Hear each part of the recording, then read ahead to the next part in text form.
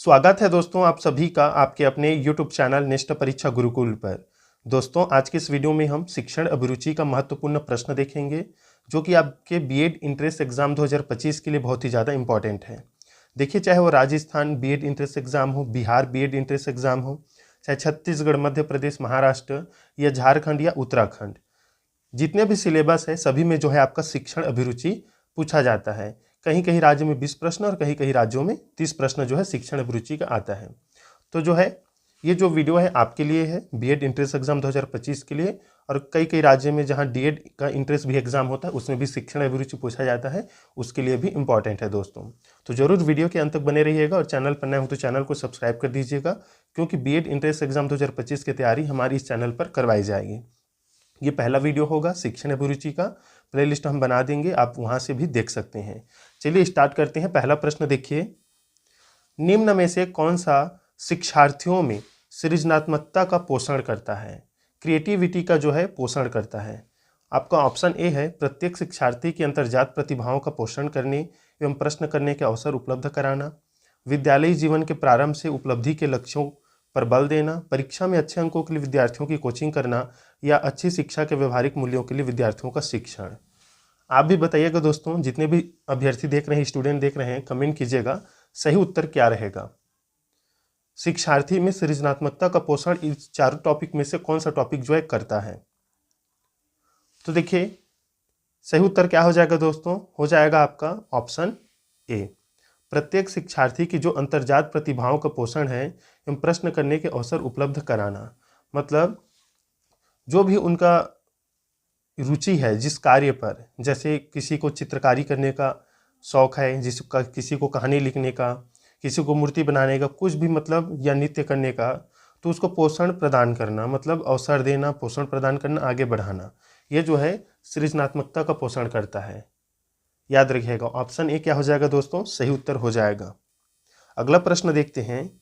देखिए अगला प्रश्न है, 5वीं कक्षा के दृष्टिबाधित विद्यार्थी के माता पिता और मित्रों द्वारा उसे दैनिक कार्यों को करने में सहायता की जानी चाहिए, के साथ कक्षा में सामान्य रूप से व्यवहार किया जाना चाहिए और श्रव्य सीडी के माध्यम से सहायता उपलब्ध कराई जानी चाहिए, के साथ कक्षा में विशेष व्यवहार किया जाना चाहिए, को निचले स्तर के कार्य करने की छूट मिलनी चाहिए। यहाँ पर के को लिया गया है, ये दृष्टिबाधित विद्यार्थी के लिए है। तो बताइए दोस्तों, चारों ऑप्शन में से आपका सबसे अच्छा जो है ऑप्शन कौन सा होगा दृष्टिबाधित विद्यार्थियों के लिए 5वीं कक्षा के? तो देखिए इसका सही उत्तर हो जाएगा दोस्तों आपका ऑप्शन बी, दृष्टिबाधित विद्यार्थी के साथ कक्षा में सामान्य रूप से व्यवहार किया जाना चाहिए और जो श्रव्य सीडी के माध्यम है उन्हें उसकी सहायता से जो है उपलब्ध कराई जानी चाहिए, श्रव्य सीडी के माध्यम से। देखिए सीडी जो है उसे क्या करेंगे, सुनेंगे। दृष्टिबाधित देख नहीं सकेंगे लेकिन सुनेंगे, और उनके साथ जो है व्यवहार भी हमें सामान्य रखना है। दृष्टिबाधित है तो ऑप्शन भी क्या हो जाएगा, सही उत्तर हो जाएगा। देखिए तीसरा प्रश्न है, महत्वपूर्ण है, खाली स्थान प्रतिभाशाली होने का संकेत नहीं है, दूसरों के साथ झगड़ना, अभिव्यक्ति में नवीनता, जिज्ञासा, सृजनात्मक विचार। बहुत ही आसान सा प्रश्न है। देखिए प्रतिभाशाली होने का संकेत नहीं है पूछा है तो नहीं है दूसरों के साथ झगड़ना। दूसरों के साथ प्रतिभाशाली जो छात्र है वो नहीं झगड़ते, वो क्या करते हैं, उनकी अभिव्यक्ति में नवीनता होती है, जिज्ञासु प्रवृत्ति के होते हैं, कुछ भी जानने की इच्छा रखते हैं, सृजनात्मक विचार रखते हैं, नवीन निर्माण करते हैं, निर्माण कार्य में लगे रहते हैं, चाहे वो कहानी हो, चित्रकारी हो, उनमें उनका अलग अलग सोच है, अलग अलग तरीके से निर्माण करते हैं। तो इस प्रकार से प्रतिभाशाली होने का संकेत नहीं है आपका ऑप्शन ए, ऑप्शन ए सही उत्तर हो जाएगा दोस्तों। देखिए चौथा प्रश्न है, विशेष आवश्यकता वाले बच्चों को शिक्षा उपलब्ध कराई जानी चाहिए। विशेष आवश्यकता वाले जैसे दिव्यांग हो सकते हैं दोस्तों, कोई आर्थिक रूप से कमजोर हो सकते हैं, तो विशेष आवश्यकता वाले बच्चों को शिक्षा उपलब्ध कराई जाए। मानसिक मंदता वाले बालक हो सकते हैं, अपराधी बालक, समस्यात्मक बालक, जितने भी हैं, प्रतिभाशाली भी इसमें आते हैं विशेष आवश्यकता वाले बालक में, तो उन्हें शिक्षा उपलब्ध कराई जानी चाहिए। ऑप्शन ए है, विशेष विद्यालयों में विशेष बच्चों के लिए विकसित पद्धतियों द्वारा, विशेष विद्यालयों में विशेष शिक्षकों द्वारा, अन्य सामान्य बच्चों के साथ। बताइए सही उत्तर आपके हिसाब से क्या होगा दोस्तों? जो विशेष आवश्यकता वाले बच्चे हैं उनकी शिक्षा कैसी होनी चाहिए और किस रूप में उपलब्ध करानी चाहिए? तो देखिए इसका सही उत्तर हो जाएगा आपका ऑप्शन डी, अन्य सामान्य बच्चों के साथ ही उन्हें शिक्षा देना है। दोस्तों याद रखिएगा, विशेष आवश्यकता वाले बच्चे हैं तो ये नहीं उनके लिए अलग से विद्यालय की स्थापना किया जाए, अन्य सामान्य बच्चों के साथ ही उन्हें शिक्षा उपलब्ध कराई जानी चाहिए। उनके लिए संसाधन अलग हो सकता है, अच्छे संसाधन, ताकि उन्हें शिक्षा ग्रहण करने में आसानी हो, लेकिन अलग से नहीं, सामान्य बच्चों के साथ। ऑप्शन डी क्या हो जाएगा, सही उत्तर हो जाएगा। देखिए पांचवा प्रश्न, जो कि आपके बहुत ही एग्जाम में पूछा जाता है, चाहे वो सी टेट हो, स्टेट टेट हो, जितने भी एग्जाम है उसमें पूछा जाता है। ये प्रश्न बहुत इंपॉर्टेंट है, आपके शिक्षण अभिरुचि में बहुत ज़रूरी है। डिसलेक्सिया संबंधित है मानसिक विकार से, गणितीय विकार से, पठन विकार से या व्यवहारिक विकार से? बताइए सही उत्तर आपके हिसाब से क्या है इसमें से। तो देखिए दोस्तों, सही उत्तर क्या हो जाएगा, मानसिक विकार रहेगा, गणितीय, पठन या व्यवहारिक। तो देखिए डिसलेक्सिया है, ये है पठन विकार से संबंधित, याद रखिएगा। ऑप्शन सी जो है सही उत्तर हो जाएगा।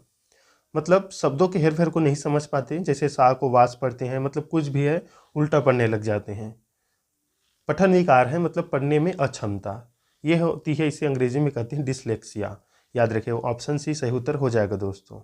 गणितीय विकार डिसकैलकुलिया कहा जाता है, याद रखिएगा, ये भी पूछा जा सकता है। छठवां प्रश्न देखिए, विशेष रूप से जरूरतमंद बच्चों की शिक्षा का प्रबंध होना चाहिए दूसरे सामान्य बच्चों के साथ, विशेष विद्यालयों में विशेष बच्चों के लिए विकसित विधियों द्वारा, विशेष विद्यालयों में विशेष शिक्षकों द्वारा। तो देखिए इससे पहले जो प्रश्न देखे वही है, ऑप्शन ए इसमें सही उत्तर हो जाएगा। सामान्य बच्चों के साथ ही जो है इन्हें शिक्षा देना है, जरूरतमंद विशेष आवश्यकता वाले बच्चों को। सातवां प्रश्न देखिए, इंपॉर्टेंट है।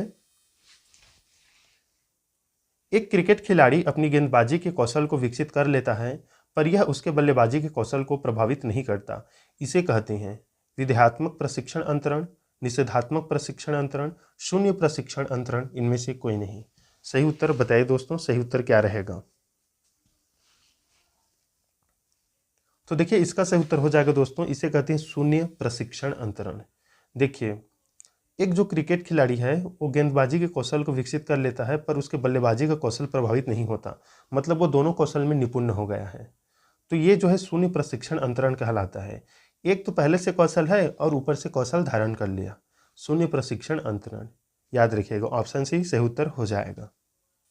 मतलब नवीन पूर्व ज्ञान के साथ नवीन ज्ञान का मिलाप, याद रखिए, इसे इस तरह से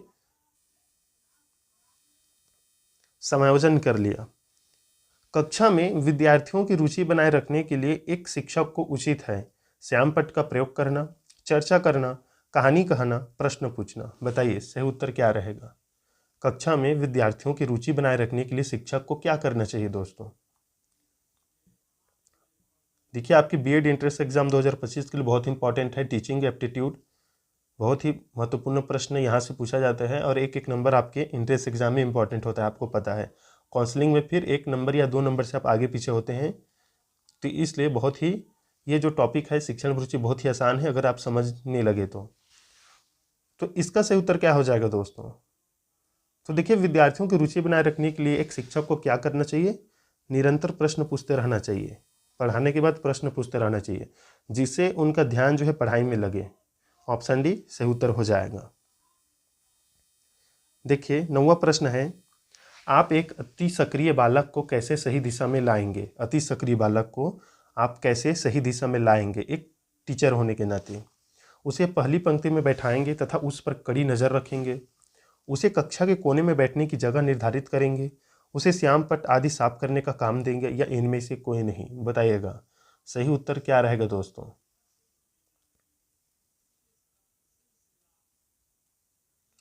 तो देखिए दोस्तों, अगर वो अति सक्रिय बालक है तो आपको उसे सही दिशा में लाने के लिए आपको क्या करना है, उसे श्यामपट्ट आदि साफ करने का काम देंगे आप। अति सक्रिय बालक है तो आप उसे काम देंगे जिससे वो अनुशासित रहे। ऑप्शन सी क्या हो जाएगा, सही उत्तर हो जाएगा। याद रखिएगा, ये नहीं, नज़र रखना नहीं, कक्षा के कोने में बैठने की जगह नहीं रहती, ये भी नहीं, इनमें से कोई नहीं, ये नहीं रहेगा। आप उसे ऐसे कुछ काम दे देंगे, मतलब नेतृत्व प्रदान कर देंगे जिससे वो अनुशासित रहे। 10वां प्रश्न देखिए, आपको अपनी कक्षा में 2 मंदबुद्धि बच्चों को बैठाने के लिए बोला गया है, आप क्या करेंगे? दो मंद बुद्धि के बच्चों को, मतलब थोड़ा सा कम जानने वाले बच्चे, तो आप क्या करेंगे? उन्हें अपने विद्यार्थियों के रूप में ग्रहण करने से इनकार कर देंगे? तो देखिए, तो होगा नहीं, ऐसा करना नहीं चाहिए टीचर को। प्रधानाध्यापक को उन्हें किसी और कक्षा जो कि मंद बुद्धि बालकों के विशेष रूप से चिन्हित है बैठाने के बोलेंगे। तो देखिए, मंद बुद्धि हो या सामान्य बुद्धि हो, सभी एक साथ पढ़ेंगे, ये तो बिल्कुल गलत हो गया, ऐसा होना ही नहीं चाहिए। ऐसे विद्यार्थियों को सिखाने की तकनीक सीखेंगे, ये सही है। इसमें से इनमें से कोई ये नहीं रहेगा। ऑप्शन सी क्या हो जाएगा दोस्तों? सही उत्तर हो जाएगा।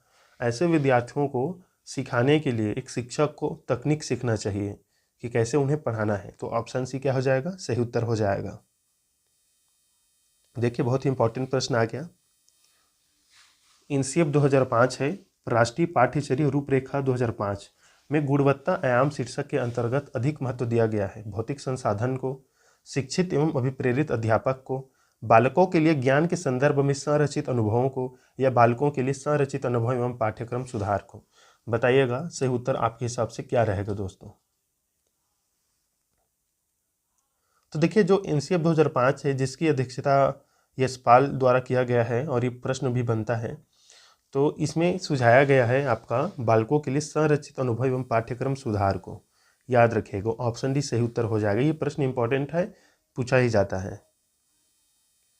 12वां प्रश्न देखिए, आप देख सकते हैं कि एक छात्र बुद्धिमान है, आप उसके साथ संतुष्ट रहेंगे, उसके अतिरिक्त गृह कार्य देंगे, वह जैसे अधिक प्रगति कर सके उसे उस तरह से अनुप्रेरित करेंगे, उसके अभिभावक को सूचित करेंगे कि वह बुद्धिमान है। बताइए, एक छात्र बुद्धिमान है तो आप क्या करेंगे दोस्तों?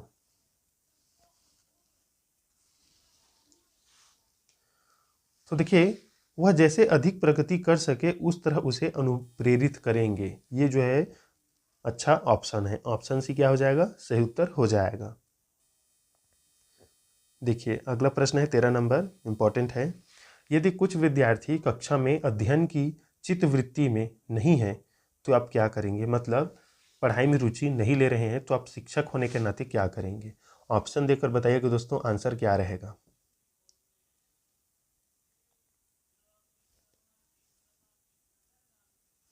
सही उत्तर बताइएगा दोस्तों, क्या हो सकता है इन चारों ऑप्शन में से?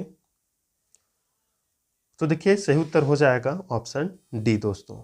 उन्हें उनकी रुचि अथवा आप अपने विषय के अनुसार रुचिपूर्ण चीज़ें बताएंगे। रुचिपूर्ण चीज़ें बताना है ताकि चित्तवृत्ति उनका बना रहे पढ़ाई में। ऑप्शन डी सही उत्तर रहेगा, याद रखिएगा। आप अपने विषय को जो है रोचक बनाएंगे पढ़ाने में। आपका शिक्षण विधि रोचक होना चाहिए। देखिए, 14 नंबर प्रश्न इंपॉर्टेंट है। समन्वित शिक्षा की सफलता निर्भर करता है समुदाय के समर्थन पर, पाठ्य पुस्तकों की उत्कृष्टता पर, शिक्षण अधिगम वस्तु की गुणवत्ता पर, या शिक्षकों में अभिवृत्तिगत परिवर्तन पर। बताइएगा, समन्वित शिक्षा की सफलता किस पर निर्भर करता है दोस्तों? तो देखिए, समन्वित शिक्षा की सफलता जो है आपके पाठ्य पुस्तकों की उत्कृष्टता पर निर्भर करता है, याद रखिएगा। ऑप्शन बी क्या हो जाएगा? सही उत्तर हो जाएगा। शिक्षण अधिगम वस्तु की गुणवत्ता पर ये नहीं, समर्थन नहीं, समुदाय के समर्थन जरूरत नहीं है। पाठ्य पुस्तक की जो उत्कृष्टता है, कितना सामर्थ्य है पाठ्य पुस्तक में, कितना अच्छा है, ये निर्भर करता है। ऑप्शन बी क्या हो जाएगा दोस्तों? सही उत्तर हो जाएगा। 15 नंबर प्रश्न देखिए, प्रतिभाशाली होने का संकेत निम्न में से कौन नहीं है? तो देखिए, ये हमने बताया था, क्या है? ऑप्शन बी क्या हो जाएगा? सही उत्तर हो जाएगा। दूसरों के साथ लड़ना, ये जो है प्रतिभाशाली जो छात्र हैं उनकी विशेषता बिल्कुल नहीं है। निम्न में से कौन सा व्यवहार भावनात्मक बाधाओं को प्रदर्शित नहीं करता? बाल अपराध, कमजोरों को डराने वाला, भगोड़ापन, स्वलीनता।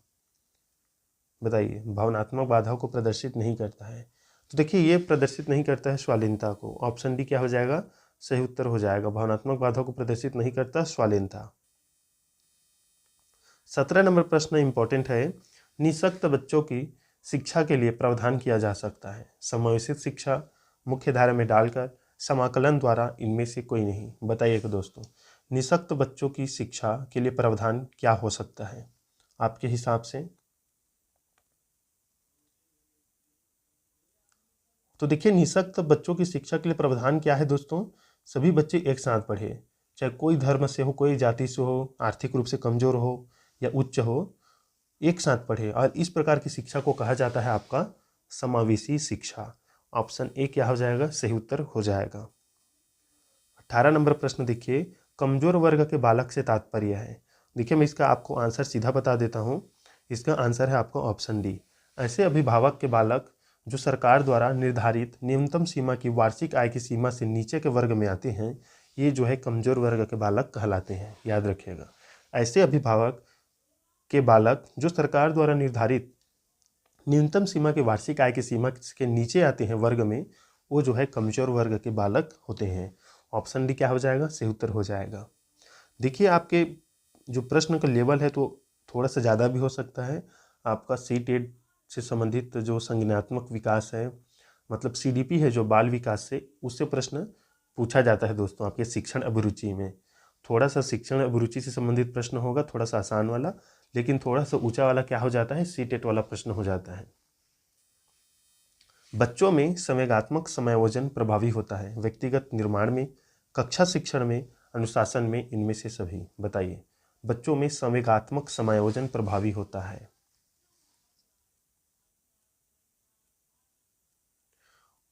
तो देखिए जो संवेग है दोस्तों, संवेग यहाँ पास क्या है, तो संवेग जो है क्रोध है, प्रेम है, जितनी भी चीज़ है वो संवेग के अंतर्गत आता है। तो ये जो अगर समायोजन हो गया तो प्रभावी किस में होगा, तो देखिए व्यक्तित्व निर्माण में हो जाएगा। आप अपने आप को शांत कर सकते हैं, संवेग में अचानक से आप नहीं आएंगे। कक्षा शिक्षण में, अनुशासन भी बिल्कुल सभी के लिए जो है होता है प्रभावी। तो ऑप्शन डी क्या हो जाएगा, सही उत्तर हो जाएगा, याद रखिएगा। क्रोध, प्रेम, भय, गुस्सा जितने भी आते हैं संवेग के अंतर्गत आते हैं। 20 नंबर प्रश्न देखिए, बहुत इंपॉर्टेंट है। राष्ट्रीय पाठ्यचर्या रूपरेखा 2005 मतलब NCF 2005 में निम्न में से किस परीक्षा संबंधी सुधारों को सुझाया गया है, तो सही उत्तर हो जाएगा दोस्तों इसका मैं बता देता हूं, ऑप्शन ए, कक्षा 10 की परीक्षा ऐच्छिक, इसे सुझाया गया है दोस्तों। ऑप्शन ए सही उत्तर है। और ये प्रश्न बहुत ही ज़्यादा इंपॉर्टेंट है, आपके एग्जाम में देखने को मिल सकता है ये, तो सीधा आपको आंसर याद रखना है, कक्षा 10 की परीक्षा ऐच्छिक। 21वां नंबर प्रश्न देखिए, विशेष आवश्यकता वाले बच्चों को पढ़ाने के लिए निम्न में से कौन सी व्यूहरचना अधिक उपयुक्त है, बताइएगा। सही उत्तर आपके हिसाब से क्या हो सकता है दोस्तों, तो देखिए सबसे अच्छा है दोस्तों जो व्यूहरचना है आप विशेष आवश्यकता वाले बच्चों को पढ़ाने के लिए, वो है आपका सहपाठियों द्वारा अनुशिक्षण। ये जो ऑप्शन में दिया गया है बहुत ही इंपॉर्टेंट है, पीयर ट्यूटरिंग बोला जाता है, सहकारी अधिगम, तो ये बहुत इंपॉर्टेंट है। तो ऑप्शन सी क्या हो जाएगा, सही उत्तर हो जाएगा। देखिए एग्जाम में शिक्षण अभिरुचि में जो 4 ऑप्शन होता है, कभी कभी चारों सही होता है, लेकिन दोस्तों आपको ढूंढना है चारों में से सबसे अच्छा आंसर कौन सा है जिसमें वो बाकी जो 3 ऑप्शन है वो समाहित हो जाते हैं। तो मतलब सबसे बेहतर आंसर को या ऑप्शन को आपको ढूंढना है दोस्तों, ताकि वो जो 3 ऑप्शन बचता है, अगर चारों सही है तो 3 ऑप्शन उसी के अंदर समाहित हो जाए, वही उसी आंसर को आपको लेना होता है। 22 नंबर प्रश्न देखिए, समस्या के अर्थ को जानने की योग्यता वातावरण के दोषों, कमियों, रिक्तियों के प्रति सजगता विशेषता है। प्रतिभाशाली बालकों की, सामान्य बालकों की, सृजनशील बालकों की, इनमें से कोई नहीं, बताइएगा सही उत्तर क्या रहेगा। तो देखिए इसका राइट आंसर हो जाएगा, ये है सृजनशील बालकों की विशेषता। ऑप्शन सी क्या हो जाएगा, सही उत्तर हो जाएगा। सृजनशील मतलब सृजनात्मक बालक दोस्तों, याद रखिएगा। जिज्ञासु प्रवृत्ति के होते हैं, अर्थ को जानने की योग्यता रखते हैं, याद रखिएगा, और सजगता भी रखते हैं। NCF 2005 के अंतर्गत परीक्षा सुधारों में निम्न में से किस सुधार को सुझाया गया है, तो देखिए इसका सही उत्तर हो जाएगा दोस्तों आपका ऑप्शन क्या होगा दोस्तों, बताइए। राष्ट्रीय पाठ्यचर्या रूपरेखा 2005 के अंतर्गत परीक्षा सुधारों में निम्न में से किस सुधार को सुझाया गया है, सामूहिक कार्य मूल्यांकन, खुली पुस्तक परीक्षा, सतत निरंतर एवं व्यापक मूल्यांकन। तो देखिए इसका सही उत्तर आपका जो है ऑप्शन डी को लिया गया है, इनमें से सभी को, खुली पुस्तक परीक्षा, सतत निरंतर एवं व्यापक मूल्यांकन, सामूहिक कार्य मूल्यांकन। ऑप्शन डी क्या हो जाएगा, सही उत्तर हो जाएगा। 24 नंबर प्रश्न देखिए, सृजनशीलता के पोषण के लिए एक अध्यापक को निम्न में से किस विधि की सहायता लेनी चाहिए, किस विधि की सहायता लेनी चाहिए दोस्तों। देखिए दृश्य श्रव्य सामग्री तो ये विशेष आवश्यकता वाले बच्चों के लिए ही उपयोगी है, व्याख्यान विधि बिल्कुल उपयोगी नहीं है, इनमें सभी तो रहेगा नहीं, तो ये हो जाएगा विचारावेश। आपका ऑप्शन ए क्या हो जाएगा, सही उत्तर हो जाएगा, याद रखिएगा। चलिए देख लेते हैं इस वीडियो का लास्ट प्रश्न जो कि इम्पोर्टेंट है। जब बच्चियों को पढ़ने का अवसर मिलता है तो वे अपने प्रदर्शन में बच्चों से पीछे नहीं रहती, जैसा कि कई गत वर्षों में हम हाई स्कूल व इंटरमीडिएट की परीक्षा परिणामों में देख रहे हैं। इसका कारण क्या है दोस्तों? जो लड़कियां हैं मतलब उनके पढ़ने का अवसर मिलता है तो वो अपने प्रदर्शन में बच्चों से पीछे नहीं रहती। तो इसका कारण क्या है? तो देखिए इसका कारण क्या है दोस्तों? इसका कारण और कुछ नहीं, बच्चियां योग्यता एवं बुद्धि में बच्चों से कम नहीं हैं। याद रखिएगा, ये जो रूढ़िवादी था चल रहा है कि बच्चे जो है मतलब लड़के ज़्यादा जानते हैं, योग्यता ज़्यादा होती है बुद्धि, तो ये गलत बात है। किसी का कम ज़्यादा नहीं है, सबकी अलग अलग योग्यता है। तो वही है, बच्चियां योग्यता एवं बुद्धि में बच्चों से कम नहीं है, मतलब बच्चों मतलब लड़कों से लिया गया है, याद रखिएगा। ऑप्शन ए क्या हो जाएगा? सही उत्तर हो जाएगा दोस्तों। तो ये थी इम्पॉर्टेंट प्रश्न शिक्षण अभिरुचि का, टीचिंग एप्टीट्यूड का। सभी राज्यों में बीएड इंट्रेंस एग्जाम में जहाँ पर ये सिलेबस में शामिल है पूछा जाता है। मैं इस पर वीडियो भी बनाया हुआ हूँ कि कौन कौन से जो है राज्य में शिक्षण अभिरुचि पूछा जाता है, वो भी प्लेलिस्ट में जो है अपलोड है, आप देख सकते हैं जाकर चैनल पर। तो मिलते हैं दोस्तों नेक्स्ट वीडियो में, तब तक के लिए धन्यवाद।